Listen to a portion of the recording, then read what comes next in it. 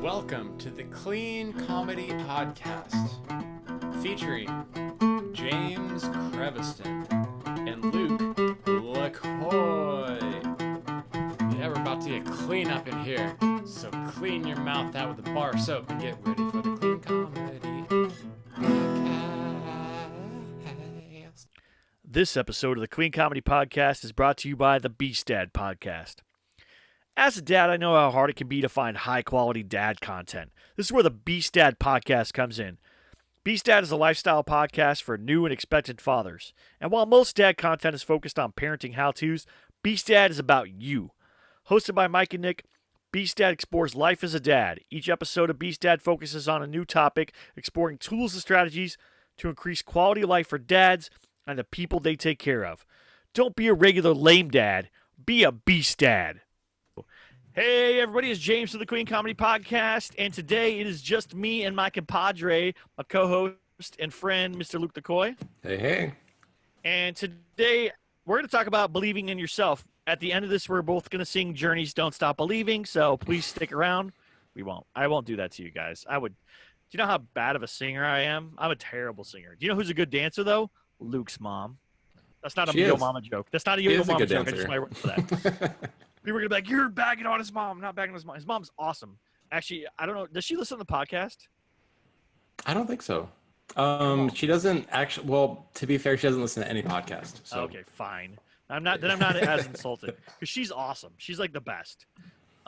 She should do comedy, honestly. Like I mean, we both have told her that. I've told her that a million times. I've literally told her I will put you up anytime you want. All you have to do is say, I want to do it. I will give you 5 minutes. You come and do it. I don't care. I think maybe one day, because she actually, we were talking about it.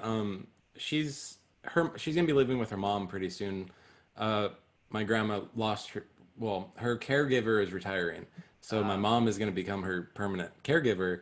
And my mom was talking about like her and her mom going on a road trip, and then me filming it for YouTube.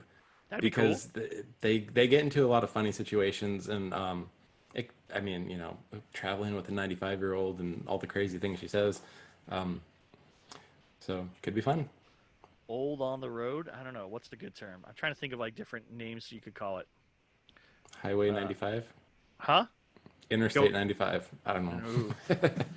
Anyways, all right. So today we're going to talk about believing in yourself, which is a big thing in comedy because a lot of times we go through at least me, I go through two different phases, right? I go through like, I'm the best, I'm great, I'm so awesome at comedy, I get laughs, I can write stuff, people hire me, blah, blah, blah.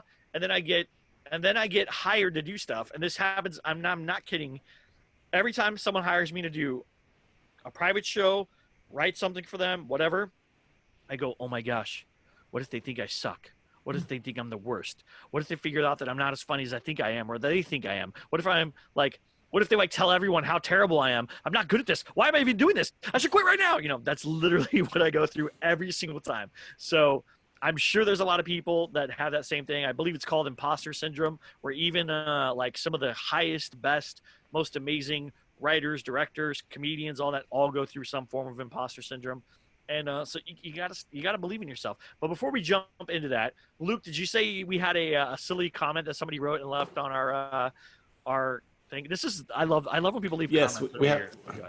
Yeah, we you know when we get our comments on the Apple Podcast review, we definitely read them on here, and yeah, we do have a new one. Okay, so it is from That One Gaming Person, and the title is Idiotic Democrat. Stop talking bad about Trump. He is a good president. Who wants a communist as a president? Why even say the name Bernie Sanders? That's the that's the comment, and we would, you know, there's thank you for making the Clean Comedy Podcast your source of political news. I don't think we've ever talked politics on this podcast once.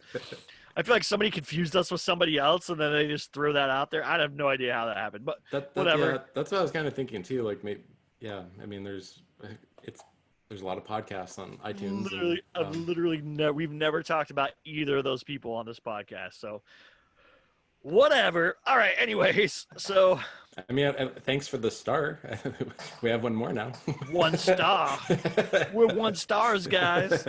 I think that takes us to a whopping total of 4 stars or something. I don't even know what Something our like ranking is. that. Yeah. It's like 4 or 5, whatever. I don't care. Here's the thing. All this stuff is to help people enjoy and learn about comedy, to be able to like come across and figure out a way to do what they need to do, right? This podcast is talking to people, understanding what they've done, trying to give you some information, help you on your road to doing comedy and also being funny and having fun. The other side of it is if you go to Comedypreneur, which is what I do solamente usually, I do interview other people and stuff, but I interview people who have basically taken their career and made something out of nothing, right? Because that's what we do is as comedians, we have a brand, we build ourselves up, we work hard. If you listen to the David Ross thing, we talked about what our favorite job ever was and what our dream job is. And mine is to become like the next Judd Apatow. And am I as funny as Judd Apatow? No, I don't think so. I don't think anyone would say, oh, you're just as funny as Judd Apatow. But I'm going to keep working hard and hopefully something good happens. And hopefully I can, help other comedians because really that's my goal. When I did banking and I had to do sales for a while. I hate sales, by the way. I hate selling anyone anything. I read a bunch of books by a guy named Zig Ziglar. Do you know who Zig Ziglar is? I've heard the name, but he's like a sales marketing, believe in yourself. He's like the original Tony Robbins type guy, but mostly towards sales. And he said he has a quote that says something like, if you help enough people get what they want, you're going to get what you want. So basically, like, if you help people get $1 million, you're going to find a way to get $1 million because all that stuff's going to end around. And really what I look at it as is basically karma.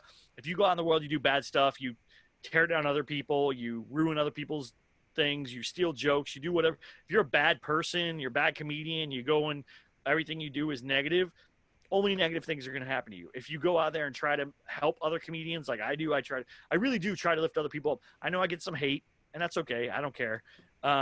It does annoy me that like, why are you going to hate when you don't have to listen, right? I'm not anybody special. I'm just trying to share what knowledge I have and help other people, who have a question or are lost or confused or not sure where to get started. That's all I'm trying to do because I had all those same questions. And I just read books and read everything online. And if I could find one resource or give one resource to people to help kind of guide them, hey, why not? Anyways, so it's really about believing in yourself. And I would say that's probably the hardest part about being a comedian is believing that you're just as funny or that you're just as good or deserving of stage time as somebody else. I don't know about you, Luke. What do you think? yeah, definitely. I mean, I was thinking back to some shows that we have done earlier, and I remember, before the show started, I felt like I was the weakest, comic on the whole show, and just having kind of that mindset going into it, I did fine, and I felt like I was, I did fine in the lineup, but it's like it's the psych out before getting on stage, and even the Zoom show that we just did, like right before it, I'm psyching myself out, and it was fine. It was fun, it was fine. And that always happens. It's like it's always a good show, but just the night before, leading up to it, it's always when you start trying to talk yourself out of it, or why am I doing this? The imposter syndrome, all that comes up. Yeah. That's the thing is imposter syndrome. That's what gets you, man, because you'll trick yourself. There is see, I always do this. There's a song by a band called Lit. Do you know that song? Do you know what song I'm talking about? It's called My Own Worst Enemy. And it was like a big song, anyways, I'm not going to play it and I'm definitely not going to sing it, but if you go look it up. And every time I think about psyching myself out, I think about that song, how we are our own worst enemies, right? We will sabotage ourselves. We will do terrible things and try to get ourselves to quit. Like I've literally been in the club getting ready up to go up next and like almost talked myself out of going up and being just walking out of the club, right? I don't know why. I'm not scared of getting on stage, but I feel that same fear of like, what if I'm not funny this time? This is the one time where everyone's like, oh, he sucks. He really does suck, or whatever. Like, that's just what we do. And it sucks. And then the same thing, right? Maybe I'll look at the lineup and I know some of the comedians. I'm like, man, that guy's funny. That girl's funny. That guy's funny. That girl's funny. And I'm like, dude, I'm the weak link on this set. I'm the weak link on this show. And I'm sure I'm not the only comedian that thinks that. Maybe I am. Maybe but it's hard. That's one of those things is you have to, this is being a comedian, being in comedy, whether it's comedy, stand-up comedy, sketch comedy, improv, writing, whatever it is, you have to believe in yourself. I mean, that's the only way you're going to get through this. The moment you start doubting yourself, stuff's going to start falling down around you. And it's because you give up. That's what it is. You're giving up. You're quitting. You're stopping, or whatever. I always like to think about Michael Jordan, who got cut on his freshman team. Right, he didn't make the freshman basketball team.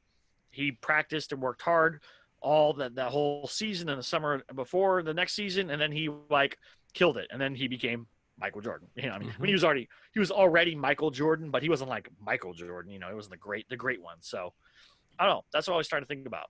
What keeps you motivated? That was a good show. I just finished it. Oh, yeah. Well, like today, I watched the last one. That was great. That was fun. Yeah, just I mean, like for everything I do, I want to get better. So that keeps motivating me. And then kind of what we we're talking about before, like I'm doing a lot of projects now that are helping others, kind of more than me right now. And I think like that's kind of I'm finding my niche where like I have skills that others don't, and I'm helping to like boost them up with the few things I know how to do. And I think a lot's going to happen with that soon for our whole crew and a lot of people that we work with. And then kind of, I mean, like I kind of mentioned in the last episode that my dream job is to not have a 9 to 5, and the whole thing with that is that I'm not believing that I can do it, and that's really what's keeping me in a 9 to 5, and I'm having some hard time with that lately, and hopefully I'm cutting the cord pretty soon. But that's like that. I don't know. That's an extreme example where it's 100%. You have to believe in yourself. Well, I mean, you're making you got out of the 9 to 5, and you're surviving and I was doing well. let go from my 9 to 5. They say I heard a quote one time. Somebody said, "In order to take the island, sometimes you have to burn the boat." So what that means is, if you want to go on there and dominate something, sometimes you have to give yourself no out. And literally, this COVID thing let me go. I lost jobs. I lost all kinds of stuff. And so now I'm reformulating. I'm trying to refigure that out and figure out how do I make this happen? What do I do? How do I move forward here? I spent more time on my blog. That's not making money yet. I spent more time on YouTube. I spent more time on creating these videos. We show up every week, with a podcast because we're doing something for everyone else, right? And that's the thing is I think that's my big motivating factor is I also don't ever want to let anybody down. And I know that if we don't show up, if we don't put out an episode, maybe 99% of our listeners won't care. Maybe they'll be like, whatever. But maybe that 1% or that one person, that was the thing they were hoping for all week. They were waiting for that episode, and now we let them down, right? And that to me would be devastating. And if someone wrote me and said, "Hey, James, I waited for your episode this week. It never came. I was really excited." Dude, that would break my heart. Like, I would feel terrible. I'd feel like we did a disservice, like if we ever stop doing this podcast, I don't know if we will, but if we ever do, I mean, that's going to be hard for me because I'm going to have to find some other way to help people if we can't do this. And I don't know, that's for me, that's what I get my joy out of. I love doing stand-up not because I want to be the center of attention. That's not even it. It's because I like to hear people laugh. I write stuff, not because I want to be rich and famous and whatever, because I want to make people laugh. Like, I want to make the world a better place. I'm not a preacher. I'm never going to be president. I'm not Elon Musk. I can't get us to go to Mars. Like, I don't have those skills, but I know how to make people laugh, and I know how to be empathetic, and I know how to share knowledge. And if I can do those 3 things, awesome. Let's do it. That's.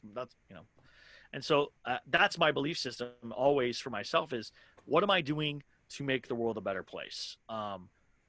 I do give time and energy. I gave money. We did we just did a show that benefits homeless people and stuff like that. So anything I can do to help other people, I will. I donate money to all kinds of different charities when I can. I take my kids and we go work at homeless shelters and feed the needy at like Thanksgiving and Christmas and holidays and whatever we can. Sometimes like once a month. We used to do it once a month. Right now we haven't been able to do it because of all this stuff.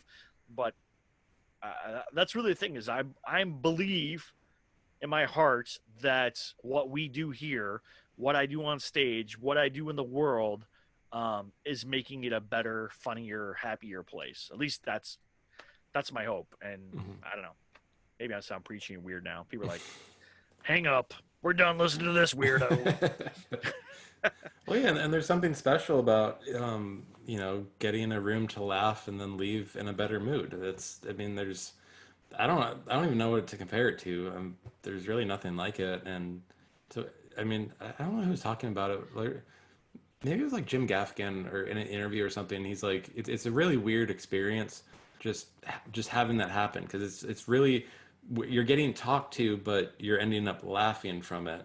And it's really bizarre when you think about it, and it kind of is. I mean, it's weird, but I mean, yeah, I love to laugh, and that's probably why I like doing stand up. I mean, yeah, it's fun performing shows, but I get more fun even like being in the back room with the comedians and just laughing the whole night. I mean, for me, that's kind of what I just like hanging out, hanging out and laughing with friends.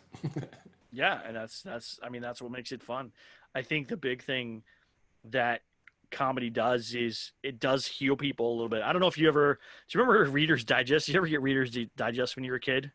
Yeah, I think my mom They used did. to have one section that was called laughter the best medicine. Hmm. And I always like thought that was a joke, but like I've seen people laugh and then like be a whole different person than from when they came in before that experience. And so I think honestly, if I can provide that, like a little bit of release for people, great, man. That's awesome. That's the best part of being a comedian is making people laugh. I don't know. I guess the biggest thing is you got to believe in yourself. You got to believe that what you're doing is making an impact, whether you know that or not. If you believe that you can do something, if you believe that you're doing something that benefits other people. I know there is a lot of narcissistic comedians, actors, writers, whatever. There's a lot of narcissistic people in the world anyways. Sometimes undeservingly so, but belief. There's a lot of people that you see succeed in life and you're like, how the heck are they succeeding? They're terrible. They're terrible people, but they believe that they can and they do. And you're like, all right, well, whatever, and so I don't know. At least I have that. I've seen it before where I'm watching somebody and I'm like, that person is like the worst person I've ever met in my life. And they're so successful.